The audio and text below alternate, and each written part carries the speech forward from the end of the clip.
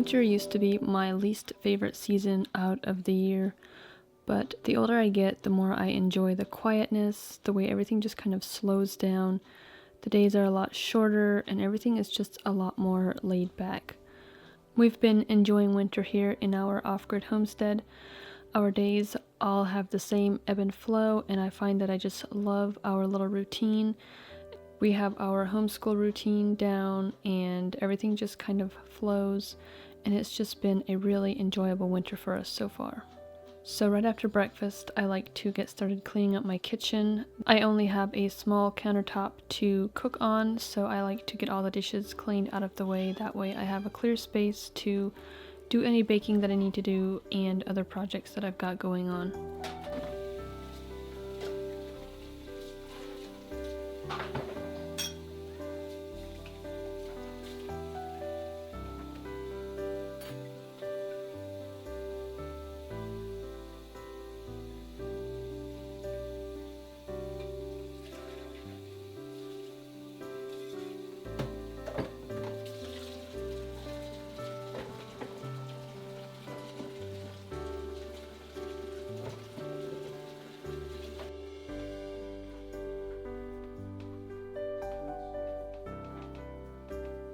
A few months ago, I got started making sourdough bread, and my family has been hooked ever since. I usually have to make a fresh loaf every 3 to 5 days, just depending on how much we eat it for breakfast with our eggs. And right now my favorite method is to just use white flour. I have tried using freshly milled flour to make my sourdough bread, and it's just not really our favorite. I have also tried doing, a little bit of fresh milled flour with the white flour, maybe a quarter of it fresh milled and then the rest just white, and that's okay, we like that. So this morning, after I got done with the dishes, I'm going to mix some sourdough bread and also some sourdough pizza dough.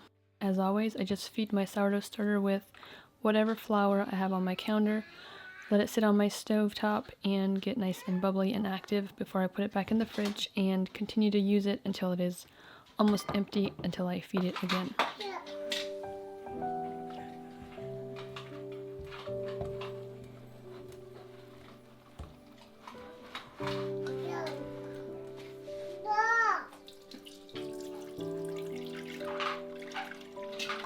Yeah, you're gonna break them.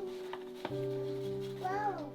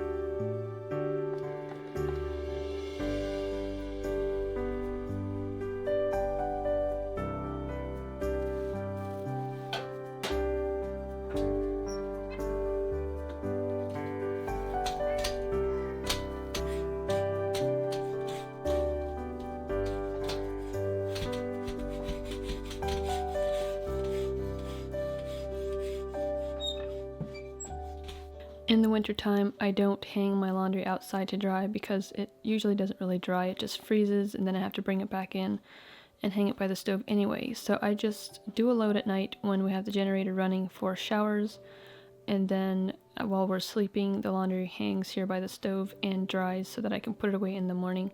So I usually like to get that out of the way right away, mostly because my little boy likes to climb up into the rack and it's not a very stable place for him to be climbing. So I get that out of the way, and then I put my rack into the bathroom and just stash it there for whenever we need to do laundry again. Since we don't have a dryer, I like to do 1 load of laundry a day. That way I can stay on top of it and it never gets overwhelming.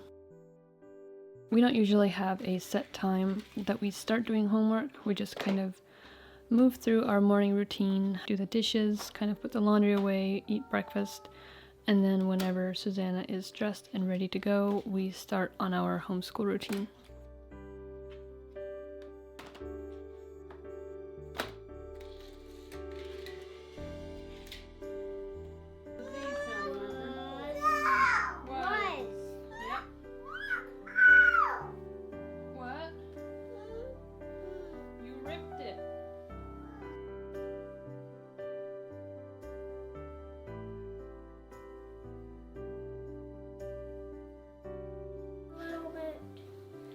That means that it's a consonant and a vowel. What? Yeah. How is it both? Because sometimes it's a vowel and sometimes is. E. Which vowel says E?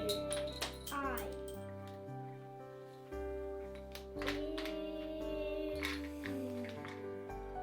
It has been a challenge for us to keep Jacob occupied while Susanna is doing her homework.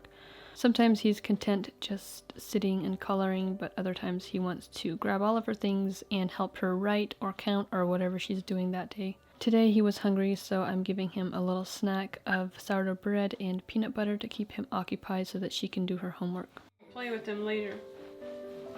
Has. I want to write uppercase. We only use uppercase when we're writing someone's name or if we're writing a sentence and we're at the beginning of the sentence. Okay? But this is a sentence. No, it's not. It's just a word, and it's not a name. Dog. Can you please get down? Okay, sit on your chair. Okay. Got it? Throughout the morning, as we do homeschool, I'm just going to do a couple stretch folds on my dough, and then I'll just leave it to ferment the rest of the day until I'm ready to use it to make dinner. If I'm really trying to hurry the dough and get it to rise a lot faster, I'll just put it on top of my grates where the warmth from the pilot light will speed up the fermentation process. But if I'm not in a hurry, I just leave it sitting on the counter and it takes a lot longer to ferment that way. Right! You did. That one was easy for you, wasn't it? Uh-huh.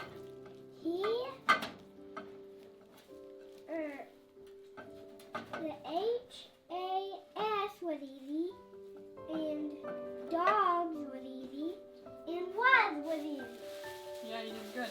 My favorite thing about homeschool is that we can just kind of do homeschool and just add our other activities in with it. So while Susanna is sitting at the table doing her homeschool, a lot of the time I will be making something, whether that is bread, cookies, or putting a roast in the oven for dinner, and then I can help her with her homeschool while also getting my other housework done.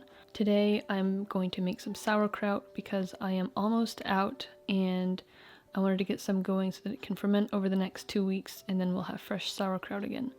This is a really nice staple to have in my fridge, especially during the winter because we don't have any fresh vegetables coming in from the garden, and it's also really helpful for building your healthy gut microbiome. I got this little grater from my sister and we loved using this to make our sauerkraut. In the past, I would always use my knife and I had a hard time getting all the pieces uniform. There was always a lot of small pieces and then some really big chunks in there, so it was nice to just use this little grater and it chopped everything up in no time at all. Wow, that one does a lot better job. Okay, where do I start at? 1? It says, yeah, probably start at 1.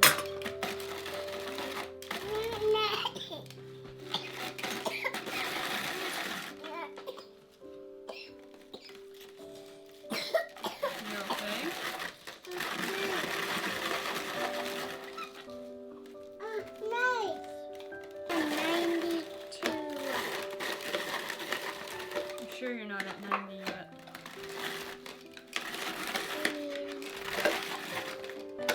Look, you go from... Here, don't do that, please. 19... Wait. What's this? I also like to add some carrots just for some added color. and a little bit of extra nutrients, and then I sprinkle the top with salt.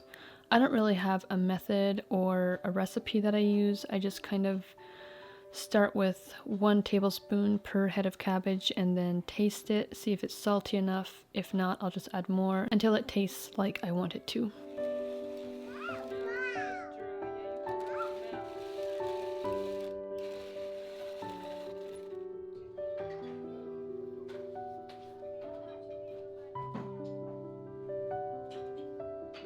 I always massage the cabbage and the carrots really well until it forms a lot of liquid, and then I'm going to use this liquid to make sure the sauerkraut stays submerged so that none of it gets moldy. In the past, when I have made sauerkraut, I would use a cabbage leaf on the top of the jar to keep everything underneath the liquid, but sometimes the cabbage leaf will get moldy and then the whole batch is ruined, so this time I invested in some fermenting weights to keep all of the cabbage and the carrots underneath the liquid so that it can ferment properly.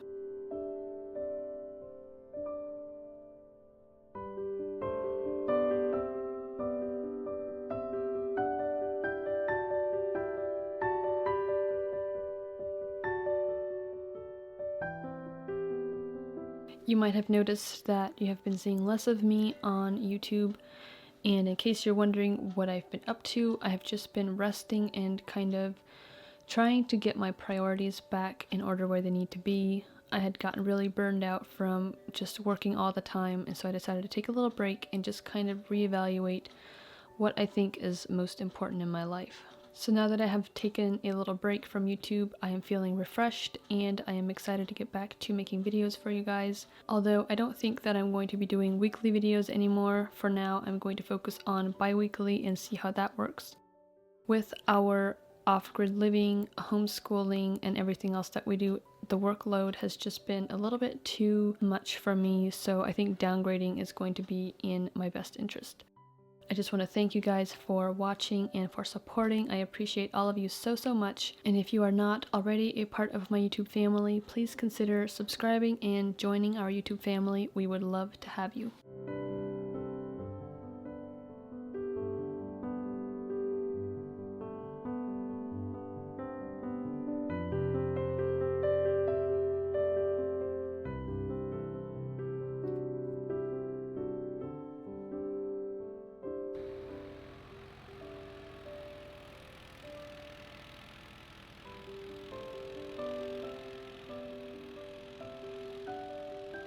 Over the weekend, we got over a foot of snow, so we had a lot of snow to clear. Gideon and Susanna had a lot of fun clearing the driveway, and Susanna always plays outside in the snow with her dog. It is one of her favorite things to do in the wintertime.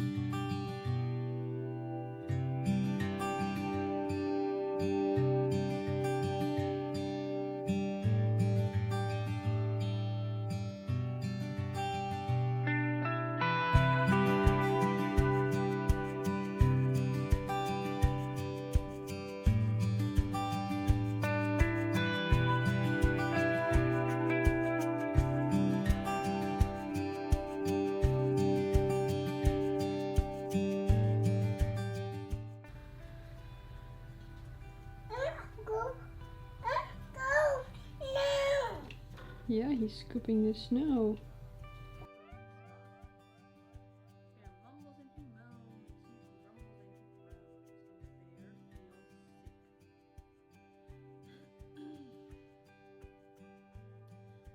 After lunchtime, I usually put Jacob down for a nap, and then Susanna will play something quietly, usually with her building blocks, building roads and gas stations, and everything that she wouldn't otherwise be able to do when Jacob is awake. And during this time, I like to fix myself a cup of tea or a dandelion latte and have some quiet time. I used to think that as a Christian, I should get up early in the morning and read my Bible before anyone else in the house wakes up.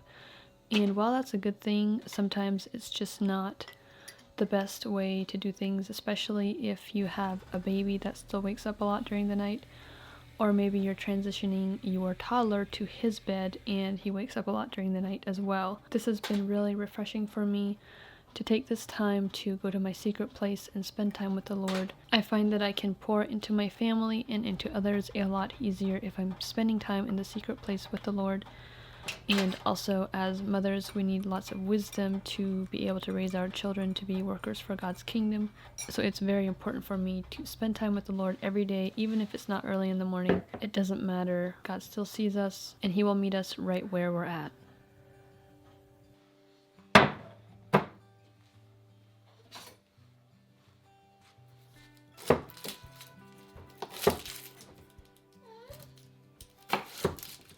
For dinner today, I'm going to use the pizza dough that I mixed earlier this morning to make a pizza.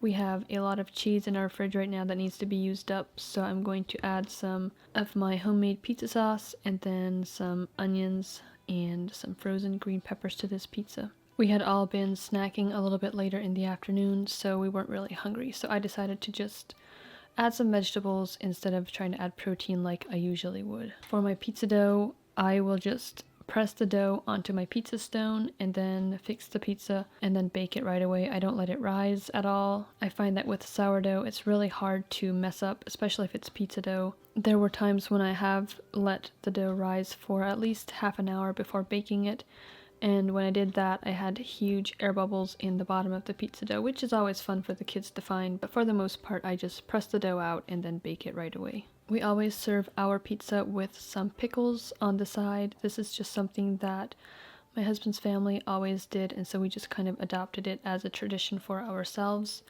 These are pickles that I canned last summer. We canned around 70 quarts of pickles because we had an abundance of cucumbers in our garden, so we won't be running out of pickles anytime soon.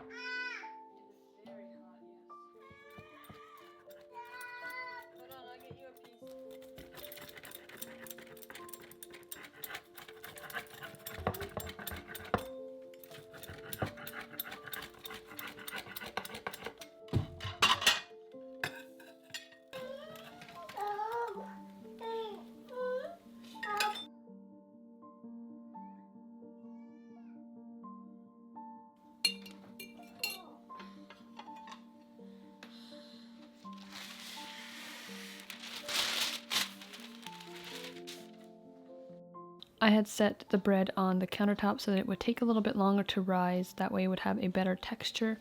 And then before I went to bed, I put it into a Banneton basket and put it in the fridge overnight. The next morning when I woke up, it was ready to bake, so I put it into my Dutch oven and baked it. This was the first time that I made a sourdough boule like this, and I can tell that I'm going to have to learn from trial and error because I think I made my slit on the top a little bit too big, and then I also baked it for too long. So I'm excited to keep on experimenting with this and eventually make a perfect sourdough boule.